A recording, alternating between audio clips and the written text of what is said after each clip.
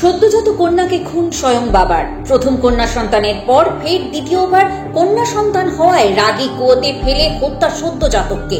ঘটনাটি ঘটে বাঁকুড়া জেলার ছাতনা থানা এলাকার তুষা গ্রামে। 15 দিনের শিশু কন্যাকে রেখে মা কয়েক মিনিটের জন্য বাইরে গিয়েছিলেন।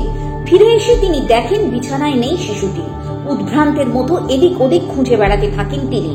বছর চারেকের প্রথম সন্তানের পর এটি তার দ্বিতীয় সন্তান। কোনো খোঁজ না পেয়ে তিনি অবশেষে তার বড় মেয়েকে নিয়ে পুরুলিয়ার কাশীপুর থানা এলাকায় নিজের বাপের বাড়ি চলে যান।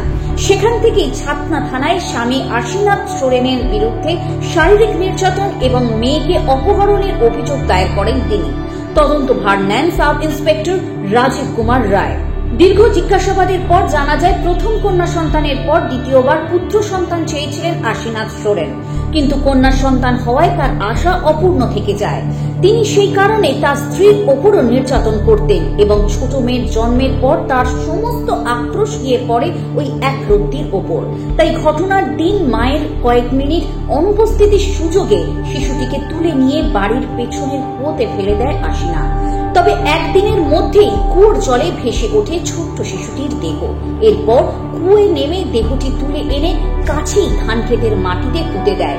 স্ত্রীর ওপর অত্যাচার, সেই সঙ্গে সদ্যজাত শিশু কন্যাকে খুন এবং প্রমাণ লোপাটের অভিযোগ। তদন্ত শেষে নিখুঁত চার্জশিট দাখিল করেন তদন্তকারী অফিসার। সম্প্রতি এই মামলার রায় দিয়েছে আদালত।